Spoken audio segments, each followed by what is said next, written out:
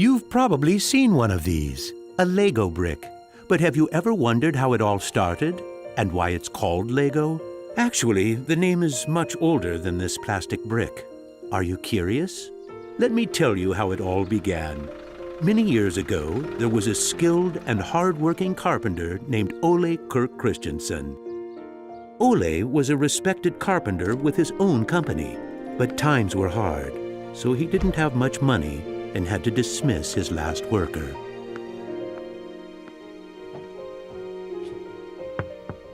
Come on in.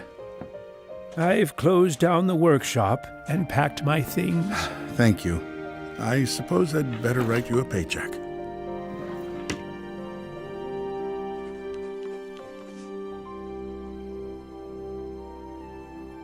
Take care.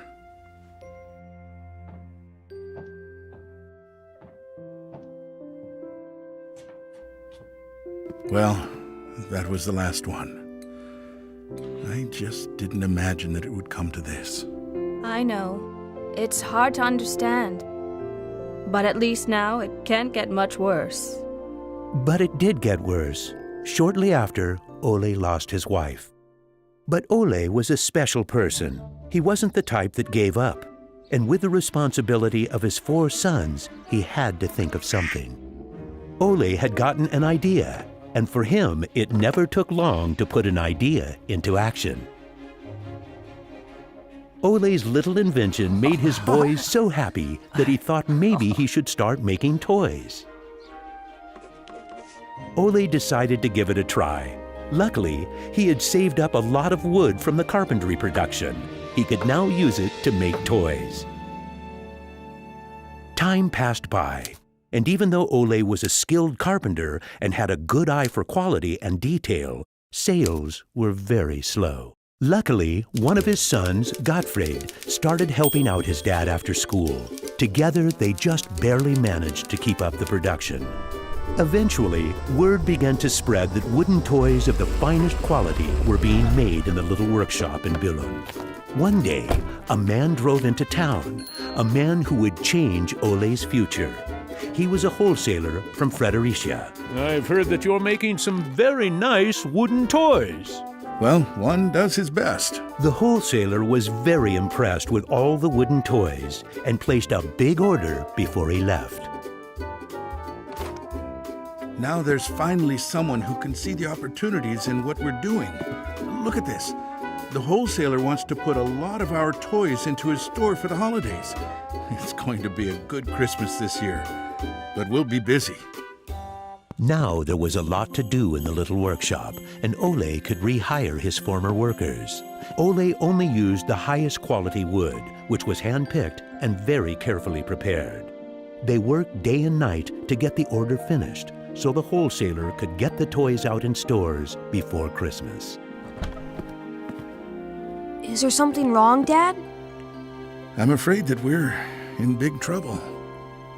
In the middle of their work, Ole received a letter saying that the wholesaler had filed for bankruptcy and couldn't buy the toys that he had ordered. But what are you gonna do? What about Christmas?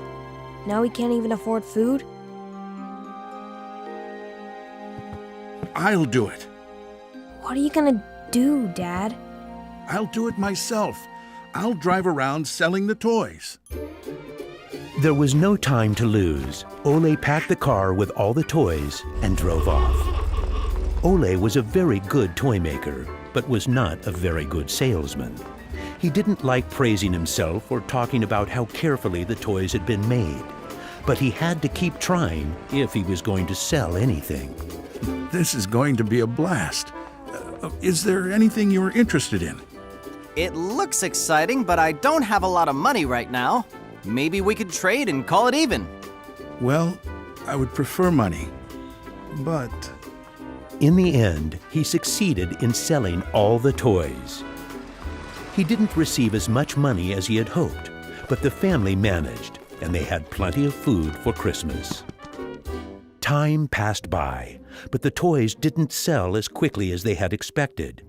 Ole thought perhaps the company needed a good name. What should it be? It has to be a short word. I want it to convey playing well. In Danish, playing well is called leg godt. What should it be? What should it be? Yeah, if only I could get some sort of a sign.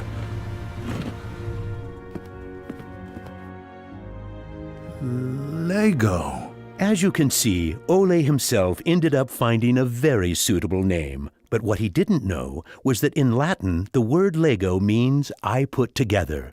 The name Lego was well received, and the company slowly started to move forward. We have made 3,000 crowns this year, and we have more orders than usual. Did you say 3,000 crowns? Then you need to see what I've been looking at.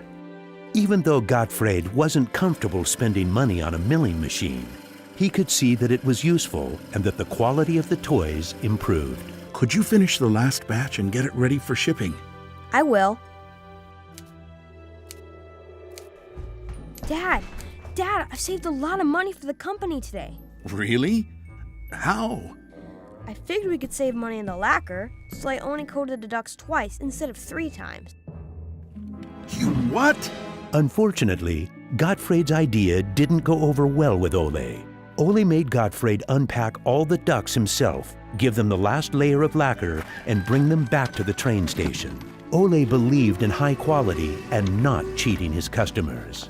When Gottfried returned, Ole explained that that wasn't the way to create a good brand. This little lesson opened Gottfried's eyes to the fact that every detail matters, and only the best is good enough.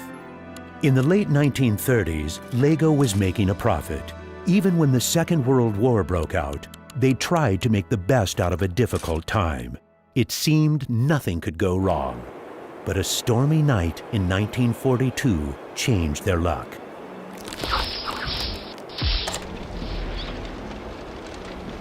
There's a fire! The workshop is on fire! But when the firemen arrived, they were unable to save the workshop. It burned to the ground, and all the drawings and models were destroyed. Ole was beginning to lose hope. All that he had worked for was gone, and he almost lost his company. But being responsible for his children and workers inspired him to rebuild Lego. A new factory was constructed. Soon the production of wooden toys started again. The little company fought its way back into the market. Gradually, the Lego factory began to run smoothly, and Ole started looking for new challenges. One day, he went to Copenhagen to look at a new machine that had just arrived in Denmark. It was a plastic molding machine, and Ole was very excited about it. Should we buy it? It sure is a good bargain, and it will give us a lot of opportunities. Well, it does sound interesting, but it is a lot of money. I'll take that as a yes. When the plastic molding machine finally arrived, Ole started making little plastic teddy bears and rattles. But he still had the plastic bricks that he had received at the fair. There was something about them that he couldn't stop thinking about. And even though no one else could see the potential in them, Ole decided to redesign and put them into production.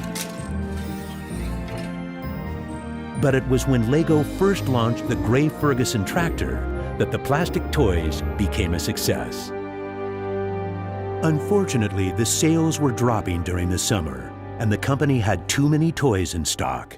This can't be right. Of course our products can be sold the whole year, not only for Christmas. Gottfried decided that he would go out and sell the toys himself. Gottfried brought his wife Edith as company and moral support. If you can't get cash, then we need butter and eggs. Well, it wasn't that bad. Gottfried was a success in his trip around the country, which helped Lego to get out of its financial crisis. They reached home just in time for Ole's birthday party. Ole turned 60, and the whole family was gathered to celebrate with him. Well, I guess it was a long trip around the country. Hey, I got an idea. Listen. What about a picture with the 3 generations? Everyone thought that was a good idea, and we were placed on the sofa with all the presents and flowers around us.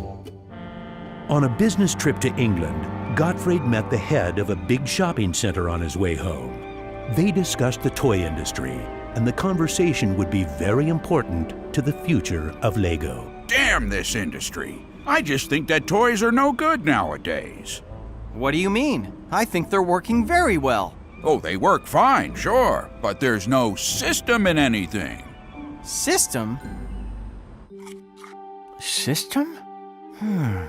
There isn't any system. What in the world are you doing, Gottfried? There isn't any system. The toys need an idea and a system built around it. I want to put system into play. Children have only been offered ready-made solutions. They need something different that will strengthen their imagination and creativity. So you're trying to put Lego into a system? Interesting. That same year, Lego started producing the first Lego system of play. Children could now build houses from the Lego bricks. The town plan gave play a realistic town setting, and with this, children learned about traffic safety. My sisters and I could play with the new Lego system for hours. Some people said we were the luckiest children in the world because we grew up in a toy factory. It was a huge breakthrough, and Gottfried decided to try selling it outside of Denmark.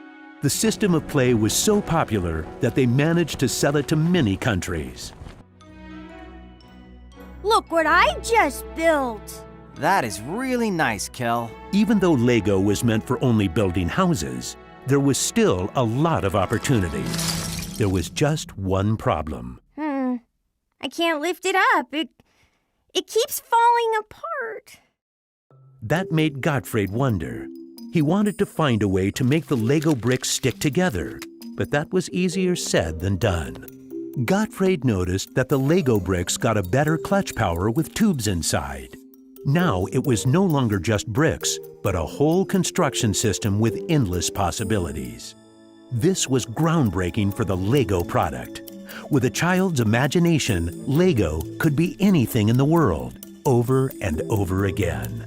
The imagination is the limit. Look, Dad! Now I can build everything! Unfortunately, Ole never got to see how successful the little brick actually became. Gottfried was left on his own, and he had to go through another fire at Lego that destroyed most of the wood production. Just like his father, Gottfried knew that he had to try to get the best out of any situation and never give up. Gottfried took the hard times with his head held high. As sales grew, the company also got bigger. He had to think ahead, and he decided not to resume the production of wooden toys and to only focus on the Lego system. It turned out to be a great decision. Many new models were built, and Lego got stronger in the toy industry. Sir, which one of these do you think is the best? That one. Even though it got busier at Lego, Gottfried still had bigger plans. Now he wanted to build an airport, so it would be easier to sell his toys to the whole world. Like father, like son. It didn't take long to put his idea into action. Only 3 years later, Billund Airport was opened. The many guests and business connections who visited the company always wanted to see the modeling department. Gradually, it got so crowded that it was hard for the employees to keep up their work. I think we better wait a while. Gottfried could see that something had to be done. He needed a bigger place to display the Lego models. I don't want to interrupt, so I'll just put this package of our new Lego train on the table. Just put it there. Train? The idea grew quickly from an exhibition room to an amusement park. And then we could have a tower so you could look over the whole park from above, the whole town. It will be a land made out of Lego. Legoland! Well, it looks interesting, but how many visitors are you actually counting on? Well, I guess, 200, 300,000? 300,000! Even though it sounded like a lot, my dad was actually pretty far off the mark. There were 600,000 guests the very first year. My family and I were there to greet the guests. We've kept up this tradition ever since.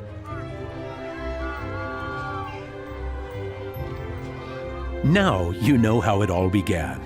Lego wouldn't be what it is today if it hadn't been for my grandfather's sense of quality and search for perfection. My father firmly believed in the endless possibilities of the Lego system. I seek to take the Lego idea even further, encouraging children to explore, experience, and express their own world, a world without limits. And we are still convinced that only the best is good enough, because children deserve the best.